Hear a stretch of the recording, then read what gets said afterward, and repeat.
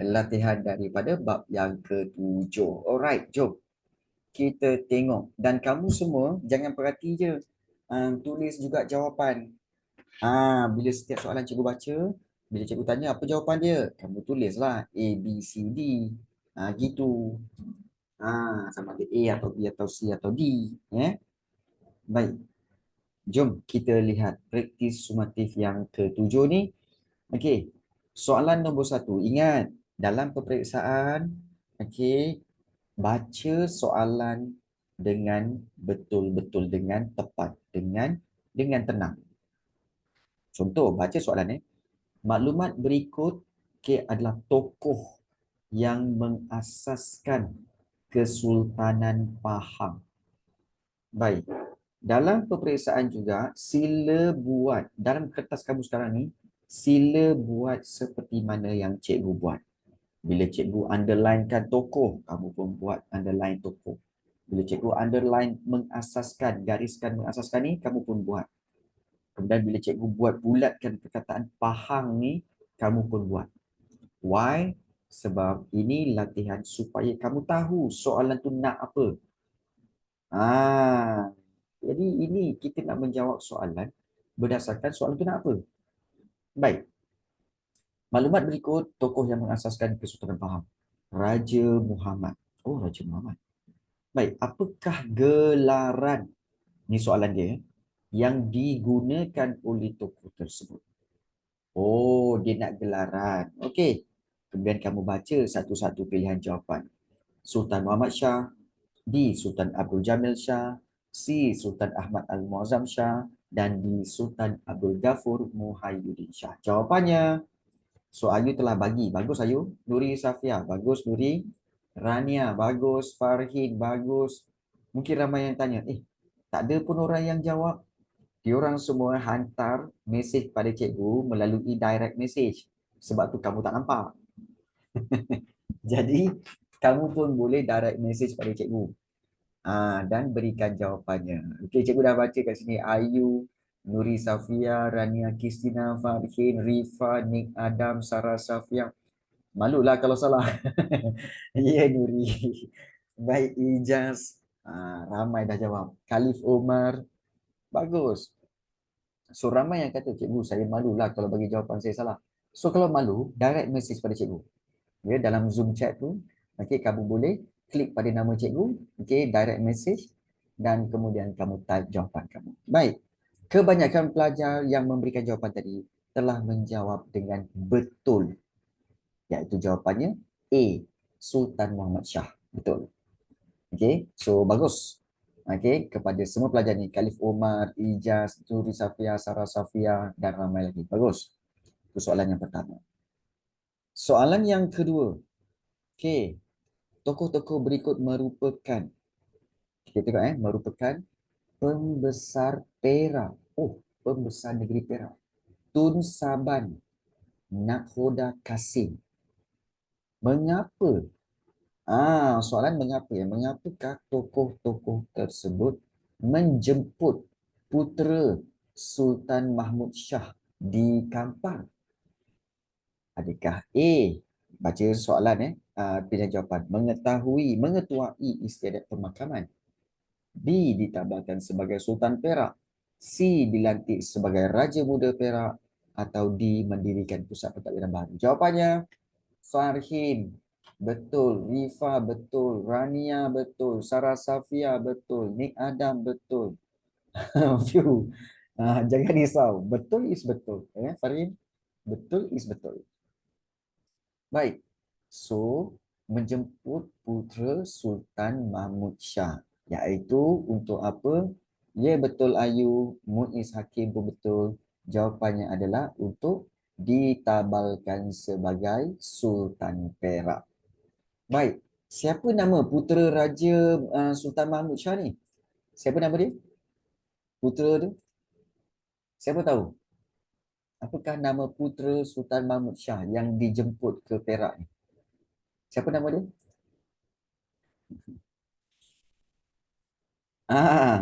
Baik, Nuri Safia, hampir tepat. Rifa, ya. Sebenarnya jawapan dia adalah Raja Muzaffar. Sebab waktu ini dia belum jadi sultan. So dia masih guna gelaran raja. Inilah dia putera Sultan Mahmud Shah iaitu Raja Muzaffar. Ya, bila dia dah sampai ke Perak, baru jadi sultan. Barulah nama dia Sultan Muzaffar. Okey. So soalan nombor 2 ramai yang betul. Bagus. Okey, bagus. Soalan yang ketiga. Sultan Zainal Abidin yang ketiga. Okey, Sultan Zainal Abidin yang ketiga telah terkenal sebagai sultan yang membawa pemodenan Terengganu.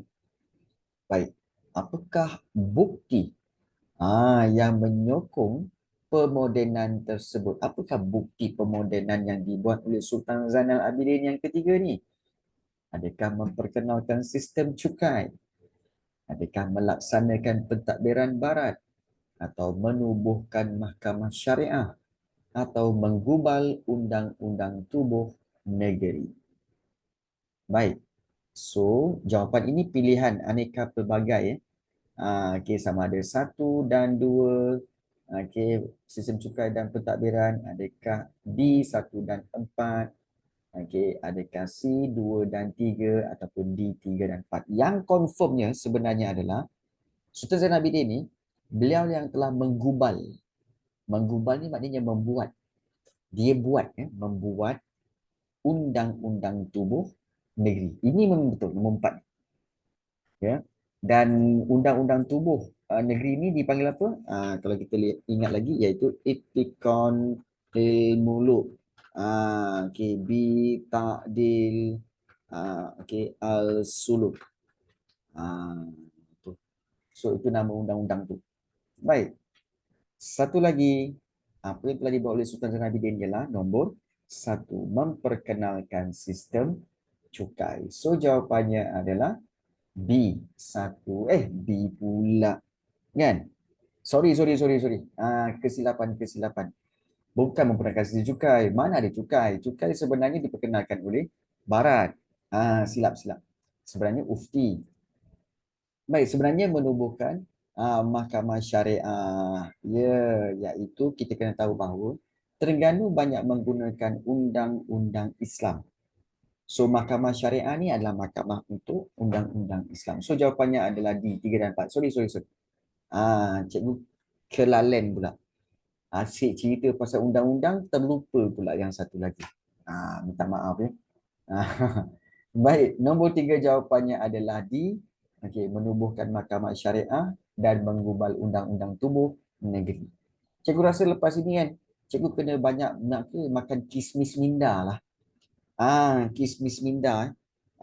Ya, kerana apa? Kadang-kadang dia terlupa-terlupa sikit dah. Siapa ada jual kismis minda kat sini? Putri Kristina? Nick Adam? Okey. Ada? Tak ada mana tahu ada yang jual kismis minda ke kan? Macam-macam kismis ada. Okey. Baik. Soalan yang keempat. Di manakah koperasi saya ada dengan stiker sekali. Allah. Macam-macam sekarang ni ya. Baik. Soalan yang keempat.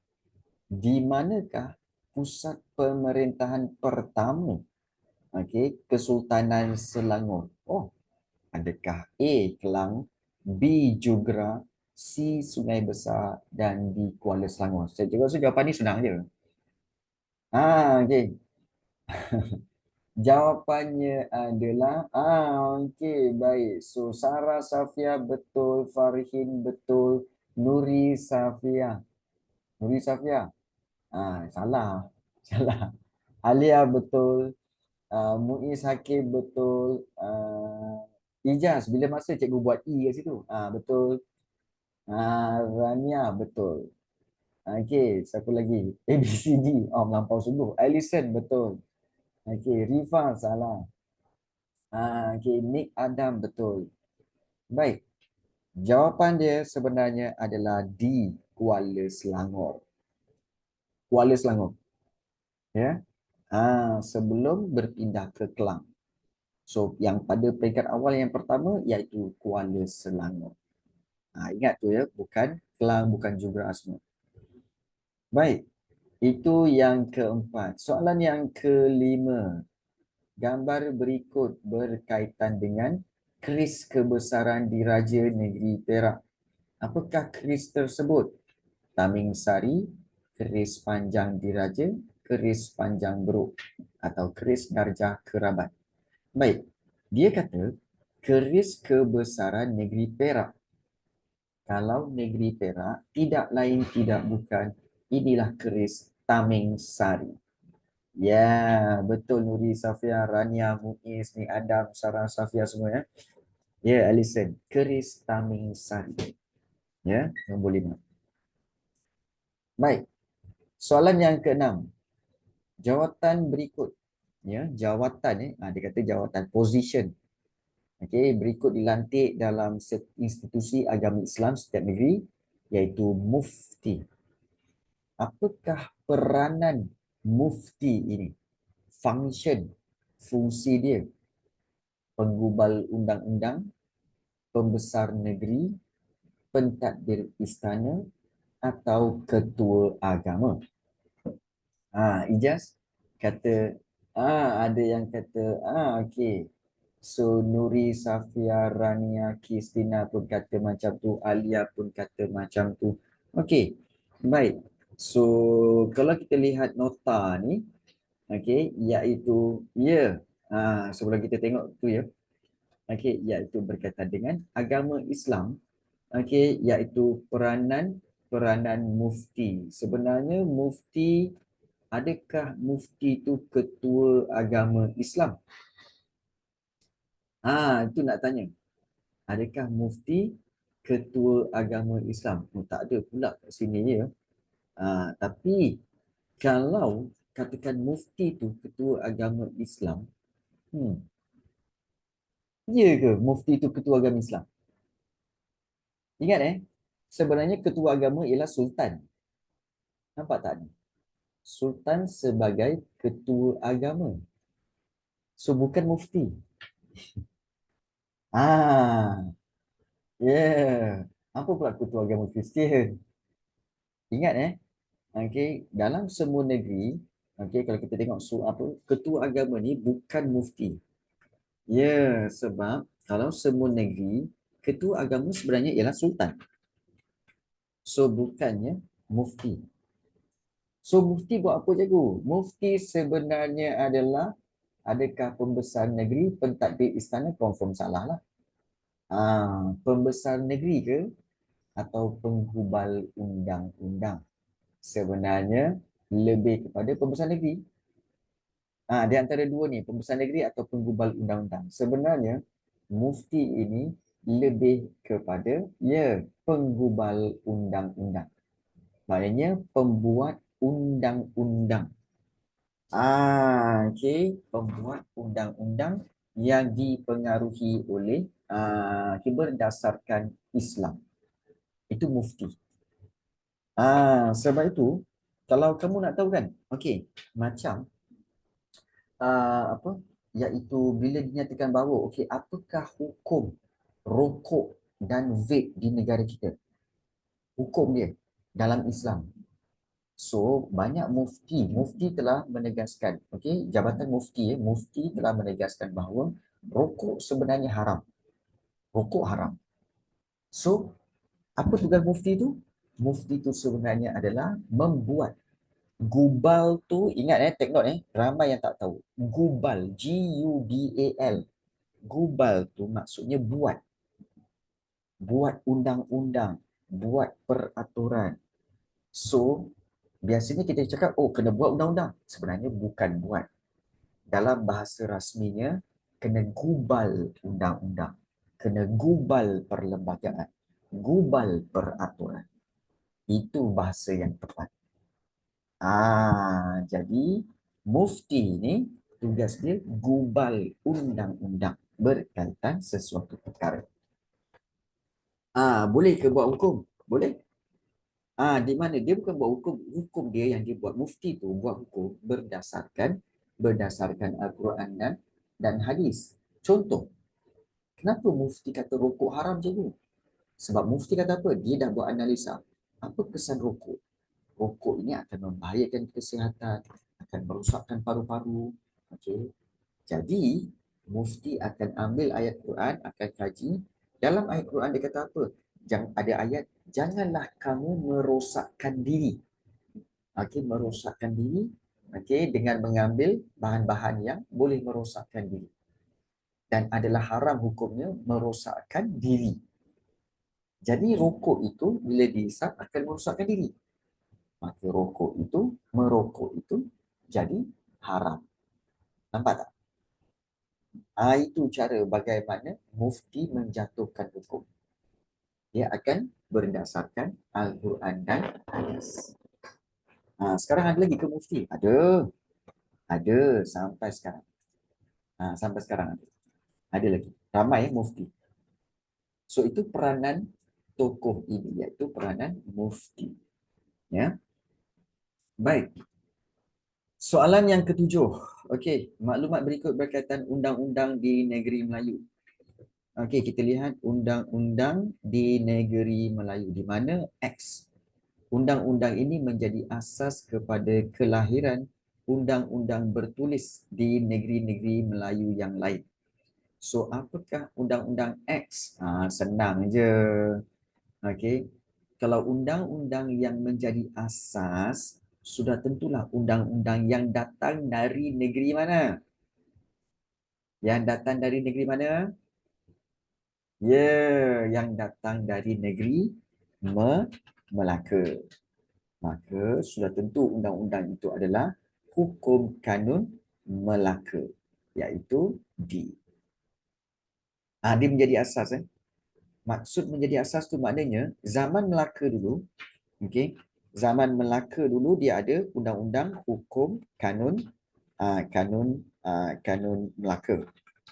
Tapi bila Melaka dah habis, kemudian ditubuhkan Johor. Johor. So ada hukum kita kata ada undang-undang ataupun hukum kanun Johor. Kemudian dibawa terus kepada hukum undang-undang laut, undang-undang 99 Perak dan juga hukum kanun Pahang. So di sini semua ini bermula daripada mana? Daripada hukum kanun Melaka. So hukum kanun Johor kemudian terus pergi kepada undang-undang 99 Perak dan juga hukum kanun Pahang. So semua undang-undang ini berasaskan hukum kanun Melaka. Dia punya asas dia, base dia. Ya. Baik. So soalan nombor 7 jawapannya adalah D. Soalan nombor 8. Pernyataan berikut berkaitan dengan adat istiadat masyarakat Melayu. Adat bercukur. Adat bercukur. Bilakah adat tersebut dilaksanakan? Untuk bercukur. Bercukur apa tu cukur? Dia shavekan kepala bayi itulah. Okey. Cukur rambut bayi. Baby itulah. Bilakah itu dilaksanakan? Iaitu pada hari yang ke-7. 7 hari. Okay. Kenapa 7 hari, cikgu? 7 hari itu maknanya sempurnalah kelahiran bayi tersebut. Okay. Baik, 8 adalah C. 9. Kitab Tib telah disalin oleh Haji Mahmud Al-Jawi. Apakah kandungan kitab ni? Senang je. Kitab Tib. Kandungan dia apa? Kandungan dia adalah tentang sejarah perubatan. Ya, sejarah perubatan. Is a medical lah. Okay, medical books. Ya, medical books. Kitab tip ya. Take note. Kalau ada yang tak tahu, okay, kitab tip itu ialah medical books. Buku perubatan. Baik. 10.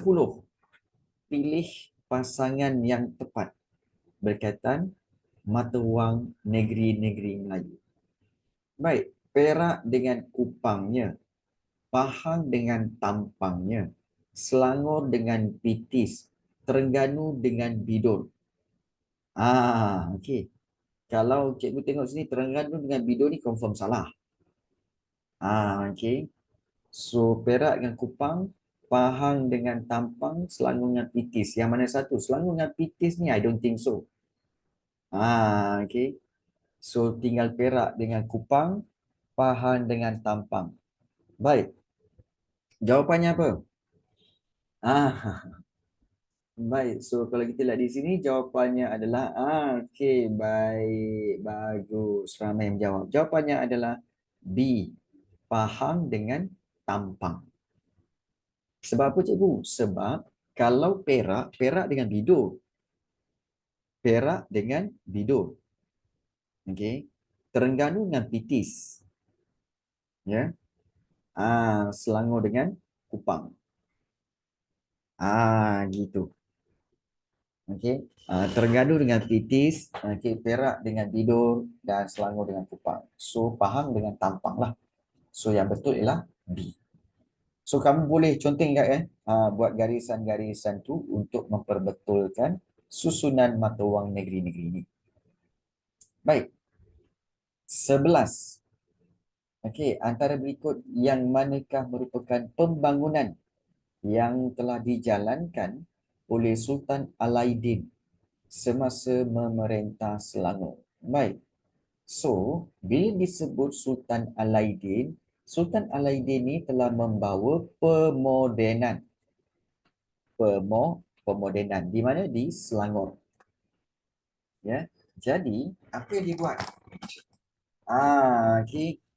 Adakah dia membina jalan raya? Ya, betul. Dia membina jalan raya. Betul. Banyak jalan raya yang dibina. Kemudian apa lagi? Memperbanyakkan kedai. Ya, kedai-kedai perniagaan terutama di Kuala Lumpur memang banyak. Ya. So jawapannya adalah A, 1 dan 2. Membina jalan raya dan memperbanyakkan kedai. Okey, itu Sultan Aladdin iaitu di Selangor. 12. Peristiwa berikut berlaku di negeri Selangor. Rakyat mengadakan, di Selangor ya, rakyat mengadakan sambutan keramaian Jubli Emas. Okey, di Kelang sempena genap 40 tahun pemerintahan Baginda. Soalannya, siapakah pemerintahan yang dimaksudkan ini? Siapakah sultan yang dimaksudkan ini? Okey. Baik. Kalau Sultan Syarafuddin Idris Shah ni yang last kali ni confirm salah sebab sultan ni yang sultan sekarang. Okey. Okey, kemudian kalau kita tengok namanya Sultan Ibrahim Shah, Sultan Salihuddin Shah, Sultan Al-Aidin Sulaiman Shah. Sultan Salihuddin adalah sultan yang mula-mula membuka Selangor. I don't think so. Nampak tak kita guna tembakan kita. Baik. Adakah Sultan Ibrahim atau Sultan Al-Aidin Sulaiman Shah? So kalau sultan tadi yang cerita atas ni Sultan Al-Aidin. Ini pun Sultan Al-Aidin juga cikgu. Ada orang yang sama ke? Mungkin. Okey, mungkin. Sebab kalau kita lihat di negeri, okey, iaitu di negeri Selangor. Kalau kita lihat di sini, okey, ya, dia merupakan yang masyhur. Nampak tak ni Sultan Al-Aidin. Okey, membina jalan raya. Jalan raya, landasan kereta api, okey, membina rumah dan kedai. Dan juga okey, beliau telah disambut mengadakan sambutan keramaian Jubli Emas sempena genap 40 tahun. So maknanya orang yang sama. 3 poin kat sini. Okey, pembinaan rumah dan juga ada Jubli Emas diraikan sempena genap 40 tahun. So Sultan apa? Sultan Alaidin. Sultan Alaidin Sulaiman Shah. So jawapannya adalah C. Take note tu. Ya. Baik. Soalan 13. Antara berikut yang manakah merupakan anggota Dewan Diraja Perak? Anggota Dewan Diraja Perak. Iaitu adakah Tengku Sri Setia, Tengku Mahkota, Tengku Bendahara dan Tengku Laksamana? Okey, apa jawapan dia? Okey, anggota Dewan okey, di Raja Perak. Adakah Tengku Bendahara dan Tengku Laksamana? Okey. So ramai yang mungkin tak ingat. Tapi sebenarnya okey, di Raja Perak masih menggunakan Bendahara dan Laksamana ni. Okey, jadi kita boleh ambil jawapannya adalah D. Okey, 3 dan 4. Okey, Tengku Bendahara dan juga Tengku Laksamana. Ya, betul. D. Baik, 14. Antara berikut yang manakah merupakan warisan hukum kanun Melaka? Maknanya soalan ini iaitu dia tanya tentang apakah yang dibawa daripada hukum kanun Melaka? Jual beli, larangan istana, peraturan berlayar atau tanggungjawab nakhoda? Ini senang. Jawapannya apa? 14. Jawapannya adalah ya. Okey, betul Sarah Safia. Okey, ya. Jawapannya adalah hukum kanun Melaka mesti cerita pasal hukum jual beli dan juga larangan istana. Maknanya istana melarang apa? Itulah dia hukum kanun Melaka. Habis peraturan berlayar dan juga tanggungjawab nakhoda itu adalah Undang-Undang Laut Melaka. Okey, Undang-Undang Laut Melaka. So yang ini 3 dan 4 ni adalah Undang-Undang Laut Melaka. So jawapan yang betul adalah 1 dan 2A. Okey. Baik. So soalan tu pasal Melaka, kenapa kat bab ni? Tak, dia kata warisan. Apa yang diwariskan daripada Melaka kepada negeri-negeri ini. Itu yang tanya tu. Baik, soalan 15. Maklumat berikut berkaitan pelabuhan dalam Kesultanan Melayu, Pelabuhan Kuala Selangor, Pelabuhan Kuala Sungai Perak. Baik, mengapa pelabuhan tersebut terkenal? Okey, terkenal di kalangan pedagang asing pada kurun ke-17 hingga ke-19 kerana tentera laut kuat, kadar cukai rendah, tenaga kerja cekap ataupun kedudukan strategik. Ini paling senang lah. Kalau pelabuhan Kuala Selangor, maknanya di Selangor dan juga di Perak, maknanya apa sebab semua orang pergi ke pelabuhan tu? Sebab yang sama, dik. Iaitu apa? Sebab yang sama, dik. Iaitu apa? Iaitu kedua-duanya kerana betul Rania. Kerana kedua-duanya ini adalah kedudukan yang strategik. Sebab dia terletak di Selat Melaka. Selangor dengan Perak kan dekat Selat Melaka. Jadi sebab itu dia strategik, semua kapal-kapal boleh berlabuh di situ. Okey. Baik. Soalan 16.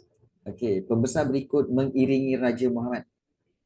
Okey, pembesar berikut mengiringi Raja Muhammad dari Melaka ke Pahang. Baik, so ada bendahara, temenggung, penghulu bendahari, hulu balang besar. Apakah peranan mereka ketika di Pahang? Alah, ni senang je ni. Mentadbir tanah jajahan, meneroka penempatan baru, membantu dalam pentadbiran dan menguruskan hal-hal perdagangan. Sudah tentu jawapannya apa? Betul Nuri Safia. Jawapannya semua ni iaitu pembesar 4 lipatan. Sudah tentulah kesemua ini perlu membantu Sultan Muhammad kan? Perlu membantu Raja Muhammad dalam pentadbiran. Maksudnya jawapannya adalah C. Membantu dalam pentadbiran Raja Muhammad. Itu. Dia punya helping hands lah. Kat situ. So 16 adalah C. 17. Peristiwa berikut berlaku di Perak. Di Perak, Tun Saban dan Nakhoda Kasim telah kampar untuk menjemput putera Sultan Mahmud Shah untuk ditabarkan sebagai Sultan Perak. Siapakah putera yang dihantar itu? Senang saja. Iaitu jawapannya apa? Jawapannya ialah B. Sultan Muzaffar Shah. Take note benda tu. Memang Sultan Muzaffar Shah. 18. Antara berikut yang manakah merupakan alat kebesaran?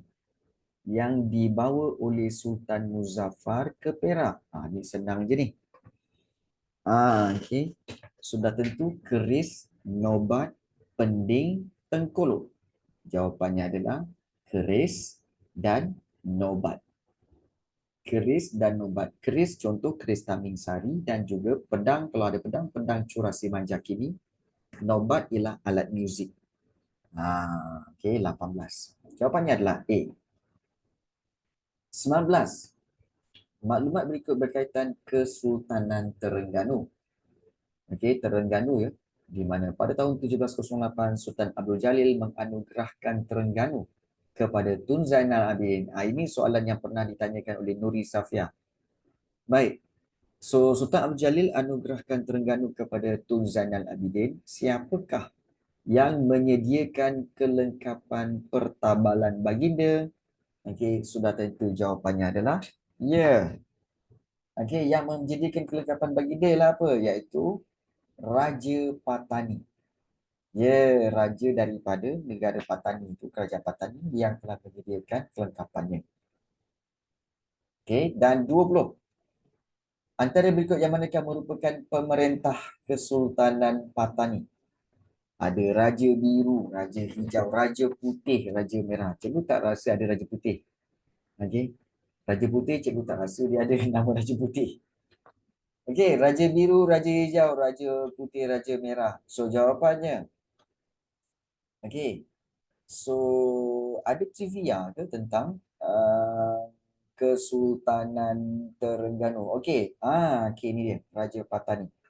Okey, kena ingat kadang-kadang yang kecil-kecil tu je ya, kamu kena ingat. Ada input extra kat sini kan. Kesultanan Patani pernah diperintah oleh Raja Biru, Raja Hijau, Raja Ungu, Raja Kuning. Ingat biru, hijau, ungu, kuning. Okey, mereka digelar Nang Cayam. Okey, jadi Raja Biru dan Hijau ada, Raja Putih memang tak ada, Raja Merah memang tak ada. Jadi jawapannya Raja Biru dan Raja Hijau. Jawapan adalah A. Ingat apa? Power Ranger tu. Power Ranger ada yang Power Ranger merah, Power Ranger putih, Power Ranger biru, Power Ranger hijau. Ingat ini raja-raja Raja biru, Raja hijau. Dia bukan Power Ranger. Power Ranger lain. Okey. Baik. Okey, kita telah habis menjawab soalan-soalan objektif. Baik.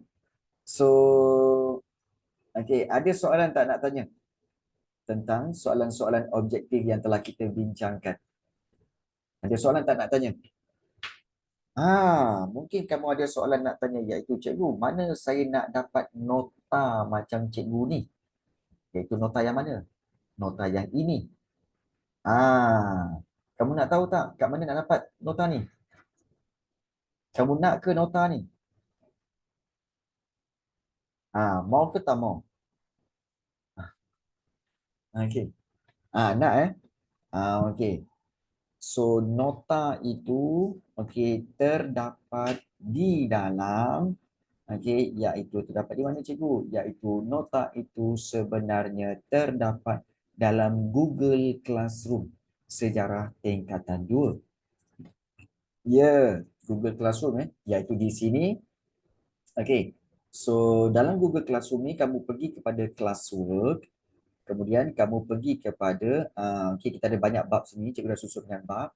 Kamu pergi kepada bab 7, kemudian kamu pergi kepada nota nota ringkas bab 7 ni. Nota ringkas bab 7 ke? Cikgu belum upload rupanya. Yang cikgu dah upload latihan. Latihan ni cikgu dah upload. Okey. So, sebenarnya nota tu dah ada dan cikgu akan uploadkan sekejap lagi dalam Google Classroom ini dalam bab yang ke-7. So, kamu boleh download dan juga print out. Okey. Okey ke tak okey? Kasih tahu okey tak okey? Okey Okey. Baik. So, ada soalan tak nak tanya? Kita sempat bincangkan soalan objektif saja. Soalan-soalan lain tu kita tak sempat nak bincangkan. Okey, tapi tak apa. Okey, insya-Allah nanti kita akan buat lagi sekali untuk kita buat latihan lagi. Okey, ada soalan tak nak tanya? Ya, ada soalan tak nak tanya? Tak ada? Okey. Kalau tak ada, okey, next kelas kita. Okey, next kelas kita okey. Kalau ikut jadual, minggu depan biasanya kita hari Selasa ada, Selasa malam ada geografi, betul? Baik. So, kelas pada geografi dah cukup 4 kelas sebenarnya. Okey, geografi dah cukup 4 kelas. So, minggu depan kita akan buat pada hari Selasa malam tu, kita akan buat, nanti Selasa malam tu kita akan Selasa malam tu kita akan buat, bukan buat geografi, kita akan buat sejarah sebagai kelas ganti. Okey. Kelas ganti untuk sejarah jatuh pada hari Selasa minggu depan malam pukul 9 hingga pukul 10. Waktu yang sama untuk geografi form 2, kita buat sejarah form 2. Ya. Jadi kita akan jumpa lagi pada hari Selasa minggu hadapan untuk kelas sejarah, okey, pukul 9 hingga 10 malam. Ya. Untuk sambungan kita nak buat apa-apa, kita akan buat bab 8. Bab 8 simple je. Ya, betul Ishan ni. Hari Selasa ya, 9 hingga 10 malam. Okey, kelas ganti mengikut jadual kelas geografi sebenarnya. Okey. Okey. So Cikgu rasa itu sahaja pada pagi ini. Kita jumpa lagi pada hari Selasa minggu depan. Take care guys. Assalamualaikum dan bye-bye semua. Bye. Okey, bye Martin. Okey, bye. Jaz, salam. Okay, Baik Nuri. cikgu, terima kasih. Bye Rifa. Sama-sama. Cikgu. Okey, bye Lip. Cikgu. Ya. Terima kasih cikgu. Bye. Okey, bersama-sama. Bye. Okey, Rifa.